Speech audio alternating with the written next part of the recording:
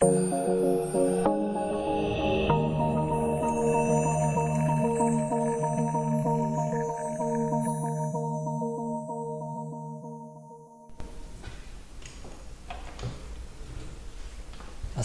warahmatullahi wabarakatuh. Selamat pagi semuanya. Salam budi luhur. Ketemu lagi dengan saya, Yada Budi Perkasa, di video perkuliahan mata kuliah pemrograman berorientasi objek. Ya, kita sudah mulai masuk yang akan membahas tentang 3 pokok bahasan, yaitu enkapsulasi, konstruktor, dan juga destruktor. Jadi enkapsulasi itu kalau harfiahnya artinya adalah pembungkusan ya. Jadi sebuah metode atau sebuah atribut atau properti itu akan dibungkus ya. Jadi enkapsulasi itu sebenarnya adalah cara penyembunyian detail implementasi sebuah kelas ya, sehingga dia tidak bisa diakses sembarangan oleh kelas lainnya ya. Jadi dia diberi hak akses ya, sama kayak Facebook misalnya ya. Kalau Facebook kan ada misalnya publik ya, teman dari teman, kemudian ada hanya saya. Nah seperti itu contohnya, itu enkapsulasi. Jadi enkapsulasi itu disebut juga sebagai pembungkusan ya. Jadi arti harfiah tadi ya, kemudian pengkapsulan ya, akses modifier, dan juga data hiding ya. Nah enkapsulasi ini didasari atas information hiding dan juga interface to access ya. Jadi dia membatasi bagaimana cara sebuah metode atau sebuah atribut itu mengakses member dari kelasnya. Nah, keuntungan enkapsulasi, jadi dia dalam PBO dia akan meningkatkan pemeliharaan dan fleksibilitas. Kemudian field itu juga bisa dibuat menjadi read only atau juga write only atau kedua-duanya ya. Kemudian yang ketiga, pengguna tidak akan mengetahui apa yang terjadi di belakang layar atau behind the screen. Jadi yang tampil di pengguna itu hanya hasilnya saja, sementara prosesnya tidak bisa kita ketahui secara langsung ya. Nah, access modifier itu jadi dalam enkapsulasi dikenal dengan istilah access modifier ya. Ya seperti saya katakan tadi ya, kayak Facebook itu kan ada yang kayak privat, kemudian ada yang publik, ada yang teman dari teman ya, seperti itu. Jadi access modifier itu digunakan untuk memberikan tingkat visibilitas bagi data atau informasi ya. Kode Kotlin sintaknya adalah modifiernya apa, lalu spasi, lalu data atau informasinya apa. Data atau informasi tersebut bisa berupa metode ataupun atribut ya. Nah kode Kotlin kalau modifiernya publik maka dia tidak perlu disebutkan ya, karena itu merupakan modifier default dari Kotlin. Jadi kalau misalnya kita tidak sebut modifiernya, secara otomatis dia memiliki modifier public ya. Terus apa sih bedanya setiap modifier itu? Jadi kalau untuk modifier publik, nama juga publik ya, artinya bisa diakses dimanapun. Jadi kalau pada kelas dan interface itu bisa diakses dimanapun ya, baik itu kelas lain maupun beda file ya. Kemudian pada metode atau atribut itu bisa diwarisi oleh subkelasnya ya, dan dapat diakses dimanapun, itu kalau publik. Kemudian kalau internal ya, internal itu artinya adalah kalau pada kelas dan interface itu dapat diakses oleh yang sepaket saja atau yang sepackage ya. Sedangkan pada metode dan atribut itu bisa diwarisi oleh subkelas di package yang sama. Jadi kalau package yang sudah beda maka tidak bisa diwarisi ya. Nah, dapat diakses oleh metode yang sepackage juga. Jadi dia terbatas pada package ya, lebih terbatas daripada publik tadi. Kalau publik tadi di mana saja bisa, tapi kalau internal dia hanya bisa untuk yang sepackage saja. Lalu private ini dia kalau kelas itu tidak bisa diterapkan modifier private ya, tapi bisa diterapkan pada metode dan atribut ya.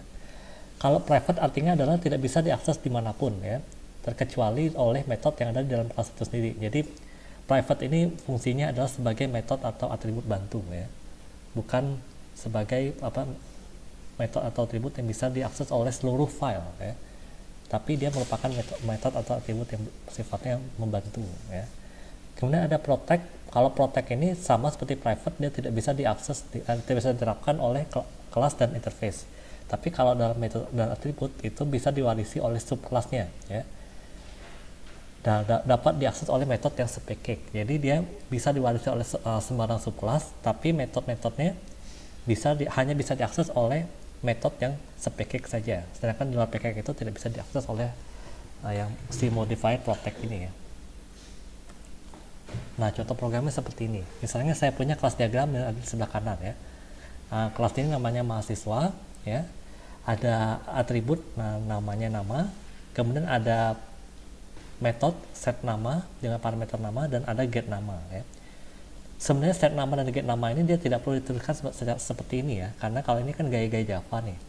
Kalau dalam Kotlin sebenarnya tidak ada namanya set atau get ya, kalau sudah default, kecuali kalau ada perubahan struktur ya. Tapi ini untuk mendemo ini adalah metode sendiri ya. Nah, programnya seperti ini yang sebelah kiri. Nah, jadi pada program itu untuk atribut itu privat saja ya, deklarasinya privat, kecuali kalau kita menggunakan get dan set yang default ya, maka dijadikan publik ya. Nah, di sini ada private var, private var nama sama dengan string ya. Nah, maksudnya nama ini dia aksesnya adalah private, jadi nama itu tidak bisa diakses di kelas lainnya, hanya bisa diakses di kelas mahasiswa 7 itu ya. Kemudian fun set nama ya, kemudian fun get nama itu tidak ada modifier, artinya adalah publik ya. Jadi untuk mengatur nama ini kita butuh metode dari set nama dan get nama, tidak bisa kita akses secara langsung atribut namanya ya. Kemudian kita panggil di fun main-nya ya, seperti ini ya. Nah, jadi MHS1 sama MHS7, kemudian MHS1 set nama, jadi tidak bisa MHS1 nama. Kenapa tidak bisa diakses? Karena private ya, kecuali kalau ini publik, artinya tidak ada modifier ya, baru bisa MHS1 nama, baru bisa seperti itu ya. Silakan di pause, lalu silakan coba ya.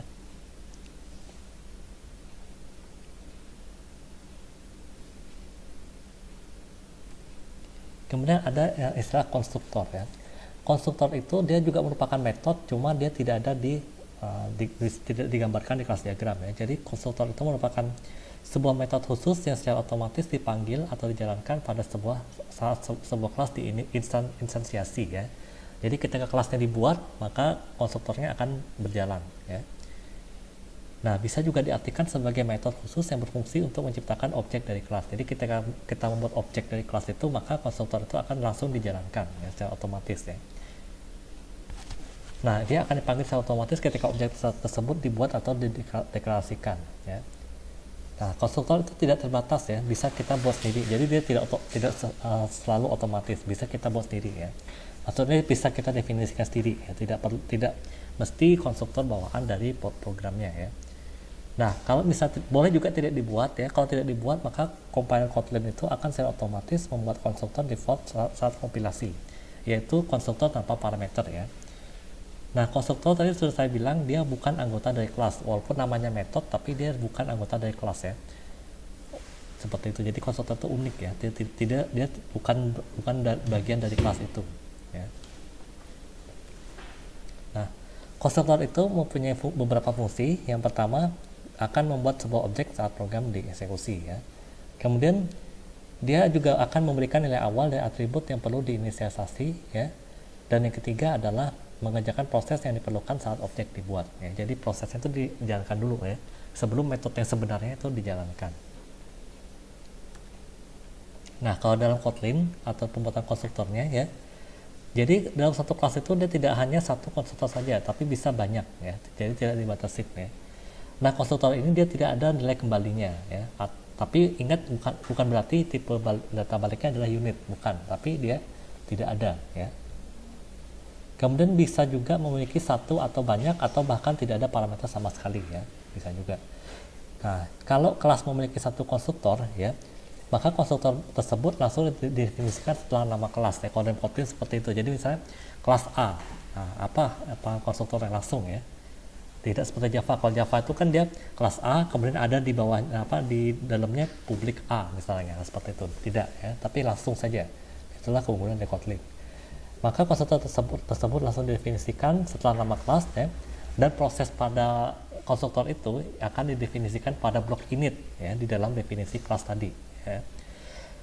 Tapi kalau misalnya lebih dari satu konstruktor, maka seluruh konstruktor tersebut didefinisikan di dalam kelas ya, menggunakan kata kunci konstruktor ya, untuk masing-masing konstruktor, dan juga langsung didefinisikan prosesnya masing-masing ya. Jadi kalau banyak konstruktor, maka semuanya dimasukkan ke dalam kelas ya, cuma dia dikasih kata kunci konstruktor, kemudian daftar parameternya apa saja ya, seperti itu untuk setiap konstruktor. Nah, konstruktor itu ada beberapa macam ya. Ada konstruktor tunggal atau kalau dalam Kotlin disebut juga sebagai primary konstruktor. Kemudian ada konstruktor dengan parameter ya. Kemudian ada multiple konstruktor atau secondary constructor. Kemudian ada private constructor ya, artinya konstruktornya private ya, yang tidak bisa diakses langsung ya. Ada juga konstruktor berantai atau berangkai ya. Artinya adalah proses pemanggilan suatu konstruktor dari konstruktor lain pada suatu kelas yang sama. Jadi dia kayak kata berkait ya, konstruktor berantai itu. Nah, ini contoh program untuk konstruktor yang tunggal ya. Nah, jadi di sini ada properti namanya nama ya. Kemudian diinisialisasi namanya adalah OKI seperti itu. Itu maksudnya seperti itu. Jadi ini konstruktor default ya, tidak ada parameter apapun. Seperti itu. Assalamualaikum warahmatullahi wabarakatuh. Nah, kemudian ada konstruktor dengan parameter ya. Nah, konstruktor dengan parameter ini jadi ini ada kelas lagi namanya mahasiswa 9 ya. Nah, ada dalam kurung nm.2 string, artinya adalah parameternya nm ya. Jadi yang akan dipanggil adalah parameter nm ini ya. Jadi nm ini bisa diisi dengan sebarang nilai yang tipenya string ya. Nah, di sini di dalam fun main-nya ada file mhs1 sama dengan mahasiswa 9 dalam kurung OKI. Jadi maksudnya adalah kita memanggil kelas yang namanya mahasiswa 9 ya dengan nilai awal nm-nya adalah OKI seperti itu ya. Nah, inisialisasinya adalah atribut nama ini akan diisi oleh nilai dari parameter nm-nya seperti itu. Coba aja kalian ketik lalu jalankan apa yang terjadi.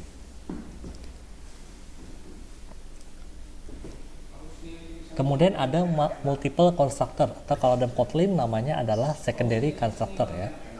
Jadi di sini ada dua konstruktor. Yang pertama adalah konstruktor yang tidak ada parameternya ya. Jadi ada kata kunci konstruktor, lalu prosesnya apa ya. Kemudian ada juga konstruktor yang kedua yaitu dengan parameter namanya nm ya. Jadi kalau kita memanggil konstruktor yang pertama, dia langsung diisi atribut namanya dengan OKI ya. Sedangkan untuk konstruktor yang kedua, dia tergantung dari parameter dalam konstruktornya seperti itu ya. Jadi mhs1 maka namanya akan diisi OKI ya, karena tidak ada konstruktor parameternya. Sedangkan untuk mhs2 dia akan diisi dengan hamidah ya. Ini bisa dirubah-rubah ya, tapi kalau yang mhs pertama tidak bisa dirubah ya. Sudah baku OKI. Tapi kalau kita mau memberi nama yang berbeda, maka kita perlu memberikan parameter yaitu namanya ya, yaitu misalnya nama saya Eza misalnya ya. Kalau dalam hal ini namanya Hamidah ya.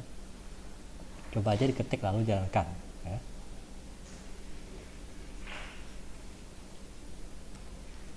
Kemudian ini namanya private constructor ya.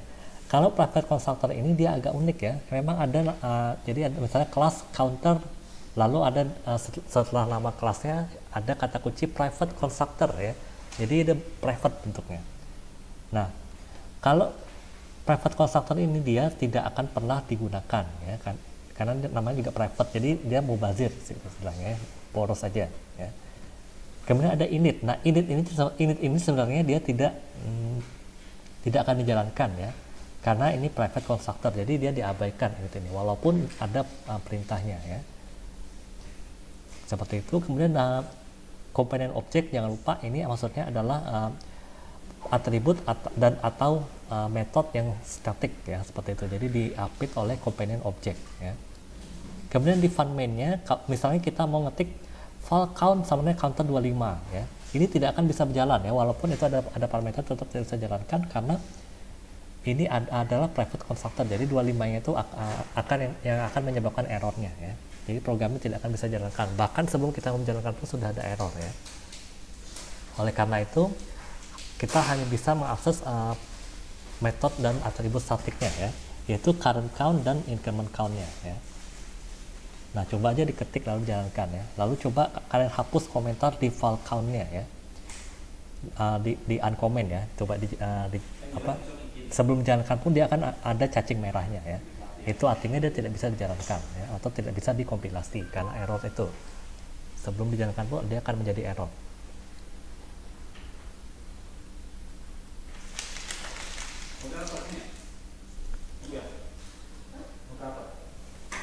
Kemudian ada konstruktor berantai ya. konstruktor berantai ini jadi dia dalam sebuah konstruktor, dia akan memiliki konstruktor lainnya. Nah, jadi seperti ini, misalnya saya punya kelas namanya konstruktor ya.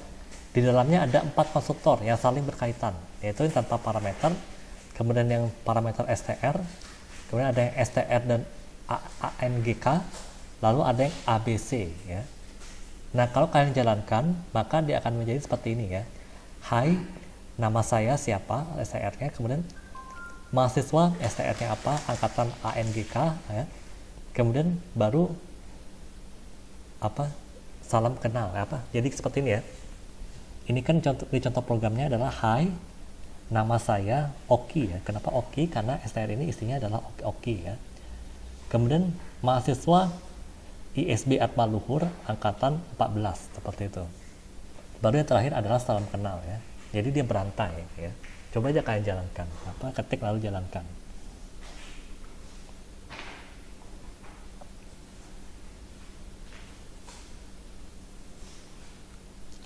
Nah, ada konstruktor, ada juga destruktor ya. Destruktor ini maksudnya adalah proses yang dijalankan ketika programnya dihentikan ya, atau di stop ya. Jadi destruktor ini fungsinya adalah untuk membebaskan memori dari objek yang tidak digunakan lagi ya. Layaknya Java ya, Kotlin juga tidak mengenal istilah destruktor. Jadi tidak ada kata kunci khusus untuk yang namanya destruktor ya. Kenapa? Karena pada Kotlin maupun Java itu objek diproses dinamis pada saat runtime ya. Nah, ketentuan penghapusan objek itu akan ditentukan oleh Kotlin sendiri. Jadi dia akan ditentukan oleh Kotlin. Dia tidak bisa diprediksi ya.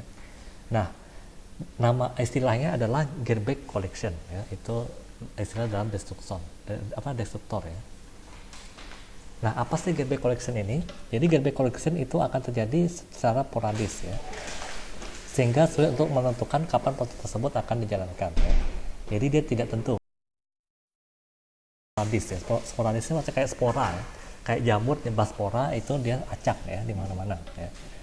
Nah, Kotlin itu akan walaupun otomatis menjalankannya, tapi kita masih bisa memaksa untuk melakukan garbage collection ini ya.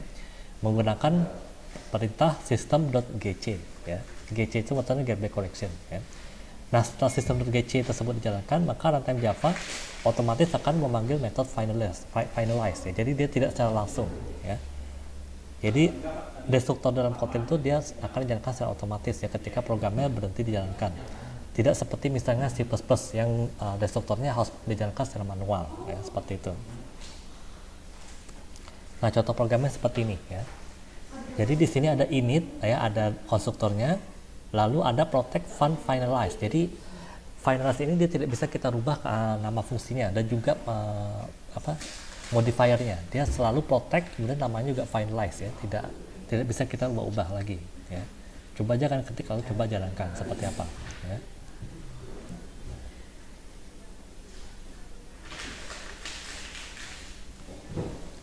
Oke, sampai sini dulu untuk pertemuan ke-11 kali ini ya.